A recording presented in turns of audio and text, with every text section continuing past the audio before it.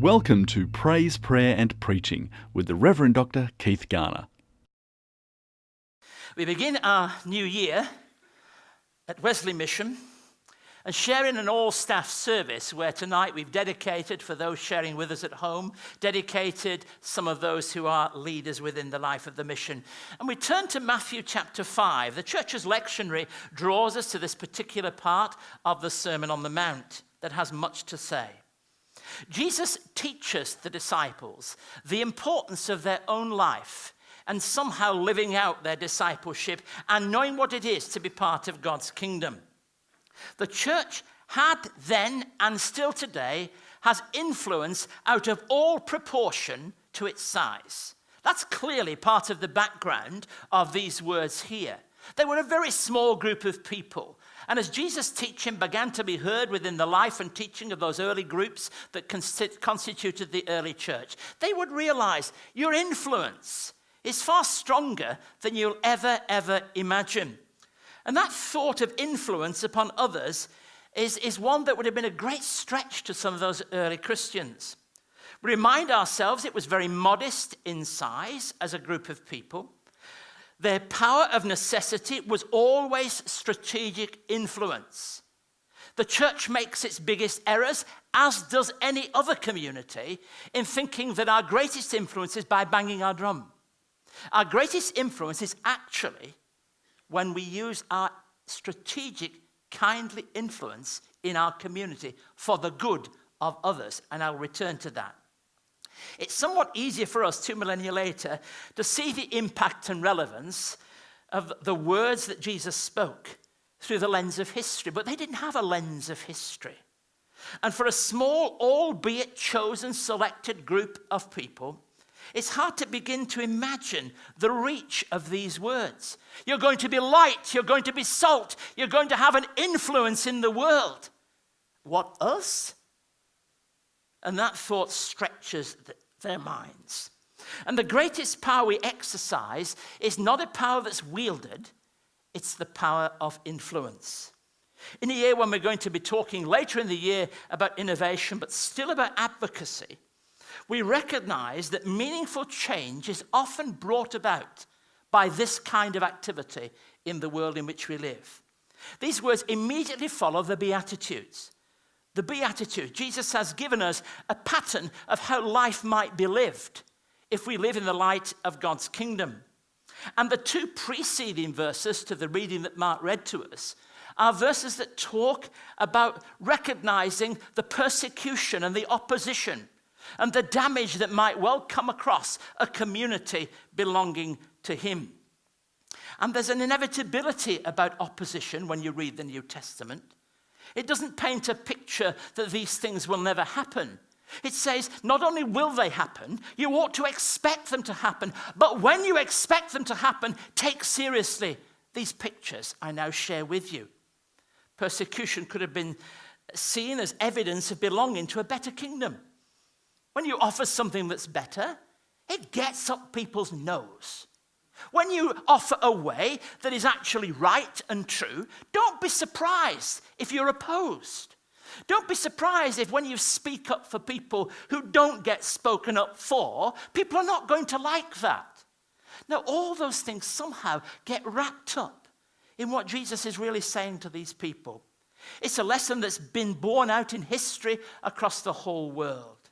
It's a feature of the reaction of an unconvinced world to the claims of authentic Christianity. At the outset of 2014, we considered together the challenges that lie before us. Each of us are conscious in our own area, in the particular avenue of service which is ours within the life of Wesley Mission, of some of those challenges. But we capture the wider picture.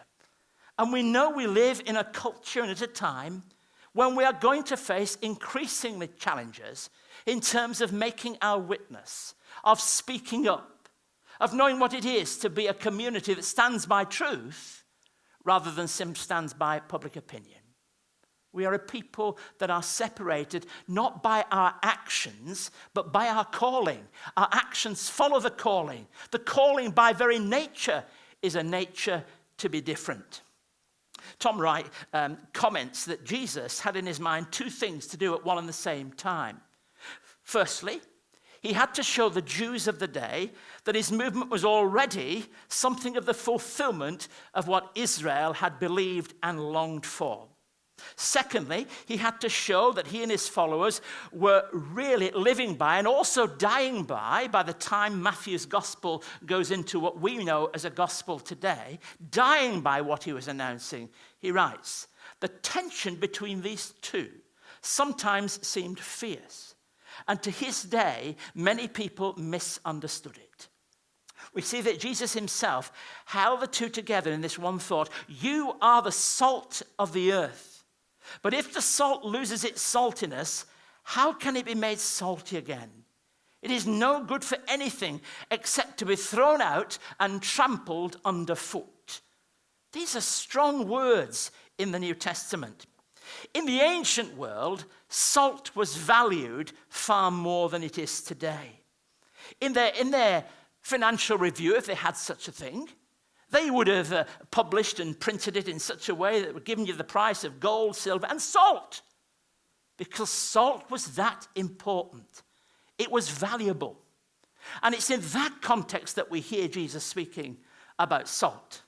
The Greeks had a word which alluded to salt is related to the divine. Gosh, we say salt. We tell everybody not to have it, avoid it. Salt has this kind of place in the backcloth to the New Testament. In fact, they said at some point, there is nothing more useful than sun and salt. It was a regular kind of saying in the Greek culture of the day. We take these words of Jesus and we see that there is far more to it than that. We've even used the words in this way. She's the salt of the earth. And when we say that, encapsulated in that thought and that popular saying is so much that is strong and good about character. So it's profound as a thought. No longer are we talking about something down the aisle of the supermarket. We're talking about an idea that has passed into our culture that many people actually understand. If we had the time, we'd focus on both salt and light because they're deliberately phrased together in kind of couplets, if you like. You're the salt of the earth, you're the light of the world. Salt must keep its saltiness and light must be allowed to shine. We mustn't so individualize salt and light and make it something about what we in our personal lives alone must do. One would expect in a crowd of this kind that most would say, yes, we believe we should be salt. But we're not only called to be salt individually, we're called to be salt together. And that thought is one that I think is worth stretching the mind about for just a few moments. We consider the singularly powerful picture of salt, drawing, I think, on three conclusions which apply to Wesley Mission. First of all, salt must not become polluted. There's a conditional aspect to salt. It mustn't become polluted. Sodium chloride is a stable chemical compound, generally resistant to attack. But in certain circumstances, it can become contaminated. And contamination, in one sense, is far more dangerous than simply being attacked and changed. When that begins to happen, then it becomes not only polluted but useless. And Jesus' picture is right. Nothing better than trampling underfoot. Here is where our values sit. And we struggle now to make the link, but it's a very real link. Here is where our values sit, because it's in those values that often the saltiness of our life together is found. Far too often, we in our particular religious tradition, we get into individual morality before we ever stopped at the first hurdle, which is not just individual morality. It is the link between our faith, our personal lives, and our community life together. All of them are deeply related, and the influence in the world as an organization is far better than merely just individuals. When together we speak with one voice, when together in the world we're able to say what we believe to be right. It's where our values must be applied. And it's how salt can be seen to make a difference. So R.V.G. Tasker puts it this way when defining the disciples' influence in the world at that time. And we ourselves today, we are meant to be a moral disinfectant, he writes, in a world where moral standards are low, constantly changing, or non-existent.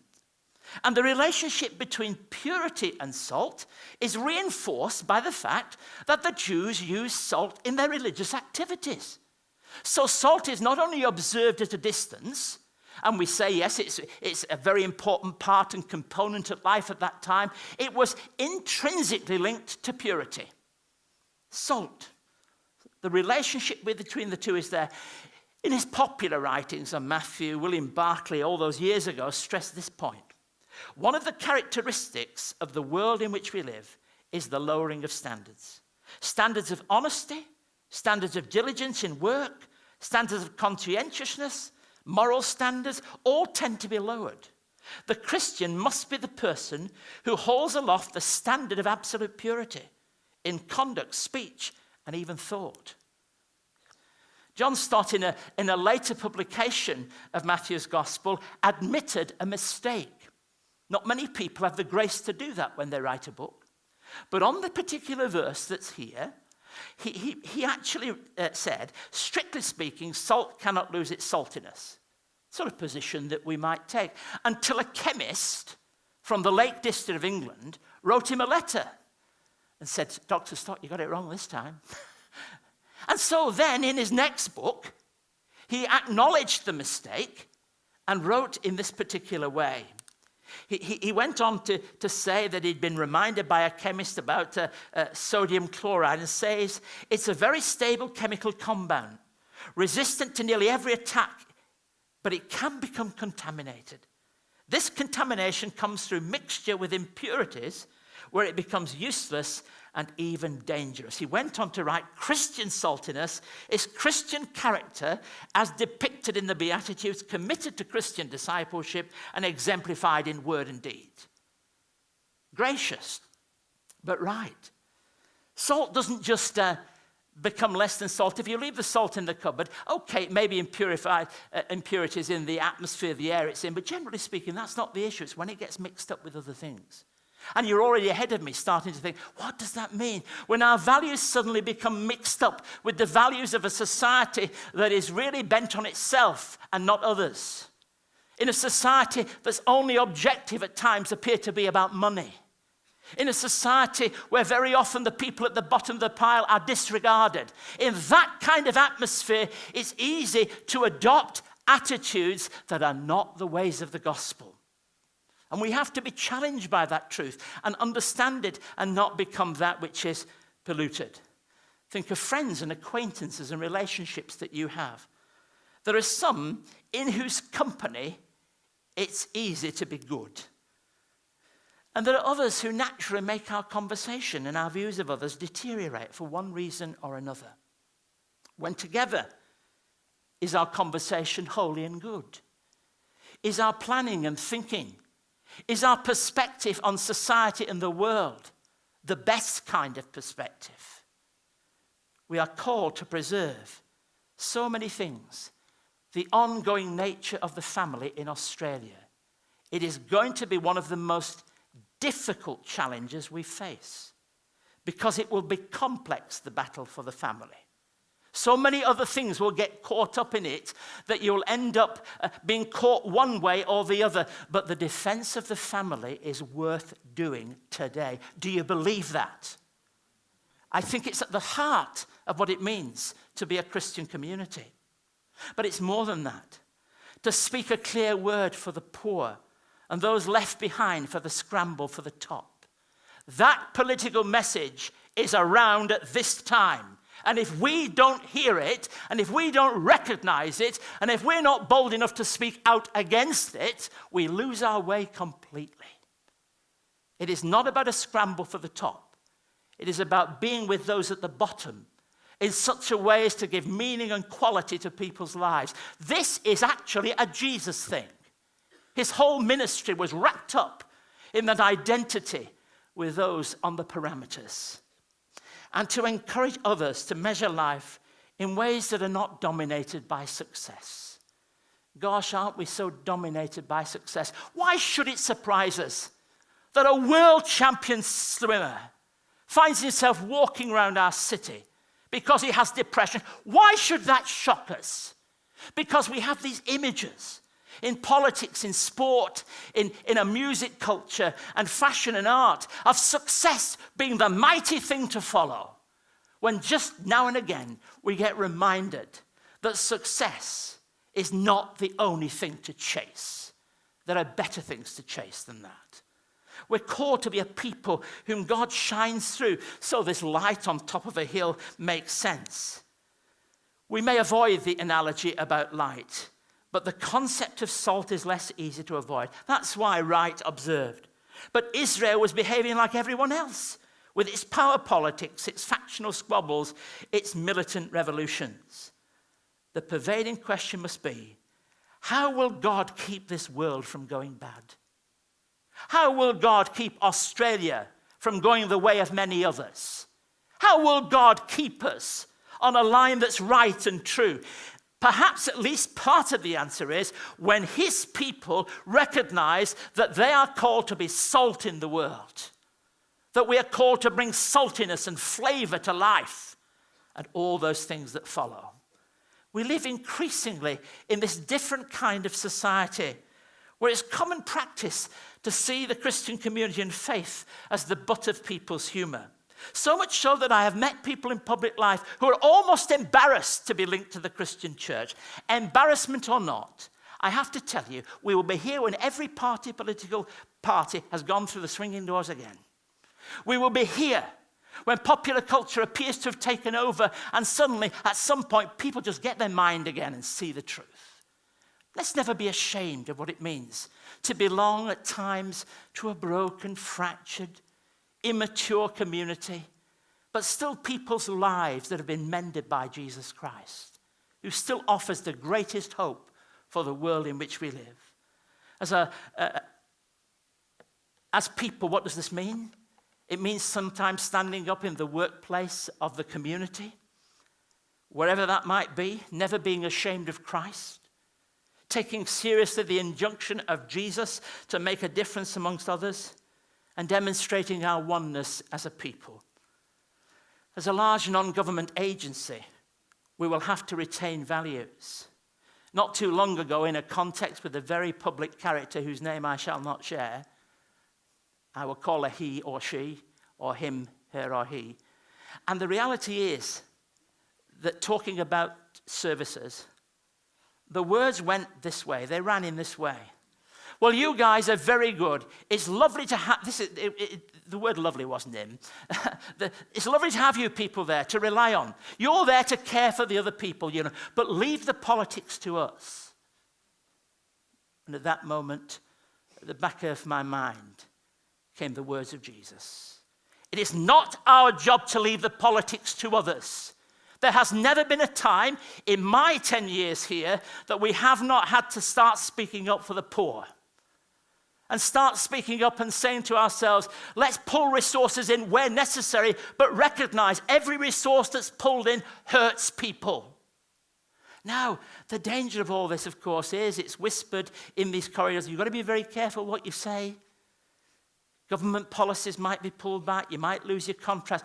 Look, if speaking nicely and never speaking up means you lose things, that's the cost of being salty. We are called to be a community that doesn't just go along with everybody else because it's popular and right. We point to those things that are right and true. Let me move on, if I can, and talk about salt adding flavor. That, to me, is one of the great truths. It's a preservative. It brings the nature to life in so many ways, but it also adds flavor to life.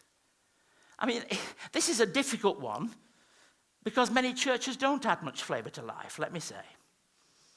Perhaps the most obvious quality of salt is that it lends flavor to other things. That's why people cook with it. I know not all the doctors would enjoy this kind of address here, but the reality is the salt adds flavor. And we're called to be salty. And the Christian community is meant to add flavor to life. And too frequently, we've been identified with the exact opposite. Often we've been thought of as a community that takes flavour out of life. People examine us more by what we're against than what we're for. And it's that lot again speaking about all these things that we just think are so important and good. The reality is we've got to move a step further on. Even after Constantine made Christianity the religion of the Roman Empire, there came to the throne another emperor, Julian, who wished to put the clock back. Now let's be quite clear.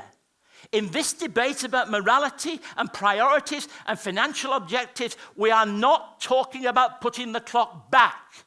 We want to put the clock forward and see on the agenda of our life the care of other people as a given for our community. It's a long time since any of those priorities ever dominated.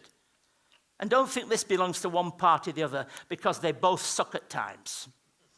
The truth about the gospel is that it cuts across all our popular isms and all our politics. Remember as you worship tonight, the people that you visit who never see anybody from the time that somebody knocks on the door to the next time you come. Remember those people who are worried that in the future, when they start to look at the resources that might be available to care for them, they say, I wonder if there'll be anything left when I get there. Think of those people who are now hitting 70, who still feel young sometimes. But when they look in the mirror and they don't feel so young, they say, I wonder what it's going to be like in 20 years in Australia. And then remember, it's part of your job and mine to speak up for them. And to speak up for them even if it's costly to do so. To add flavour to life, we have to find a way somehow of also allowing our Christian faith, our discipleship in Jesus, our belonging to so vibrate that it makes sense to people. That people actually want to be a part of it, rather than seeing it as something that I kind of do to feel good. To be attracted to the light of God in Christ. And that flavour that comes to life. Robert Louis Stevenson also once entered in his diary. This is actually a diary entry of Robert Louis Stevenson. He was spending his time off one of the islands of Scotland where he wrote Kidnapped. And he wrote this: I have been to church today and I'm not depressed. A diary entry.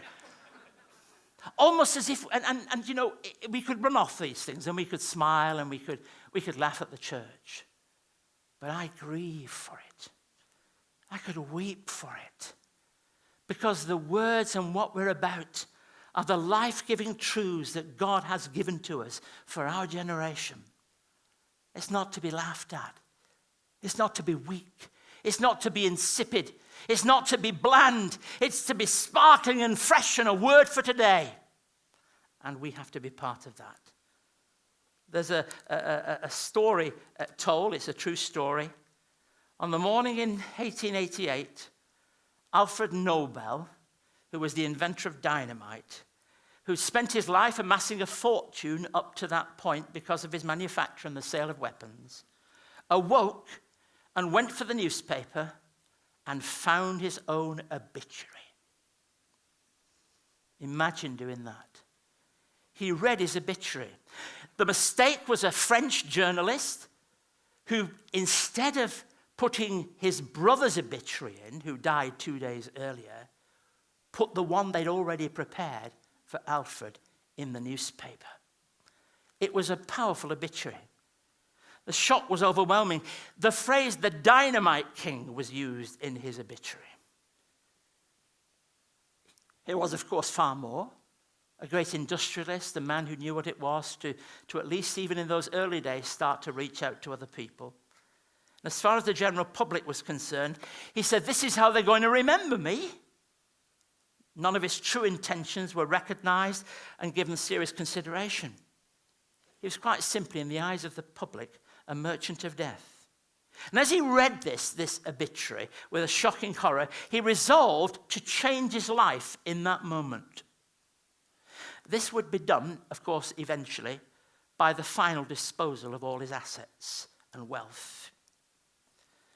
And you'll know, and I know, that the greatest award for making peace in the world came because that man saw a light that changed and turned him in such a radical way that the Nobel Peace Prize is probably now known better than all his early inventions.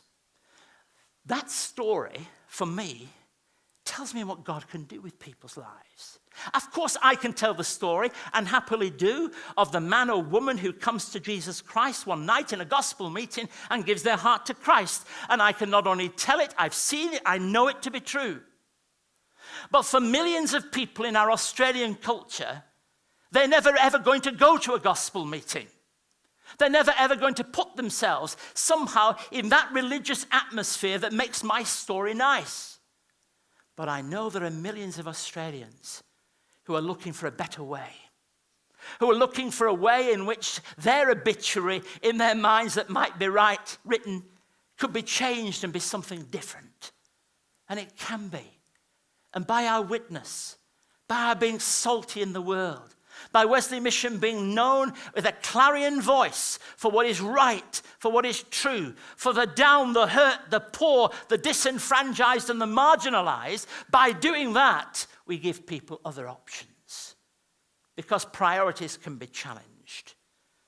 Wesley Mission must embrace in every sense. We must look beyond the boundaries of four walls and small services and see our influence in the world out of proportion. Yes, this was a Christian community of just short of a dozen when they'd finished, that became 120, that became 3,000. Perhaps the most dangerous point in all of history came when the Romans said, let's take this religion and make it ours. We're not interested that the government declares itself Christian. We're not interested in having nice songs at a national level that somehow pass God by in a word or two here and there. But we are interested that this country discovers what it means, its roots, its history, and so many of the Christian things that we believe in. And we might only be a few thousand people at Wesley Mission, but don't underestimate the power of influence that we have, each one of us. Not just public figures, but ordinary people with the folks you care for and the difference you make. You are the salt of the earth. You see, we don't have salt, we are salt. Jesus didn't say, cast salt around. He really said, be salt. Be salt in your world. Amen.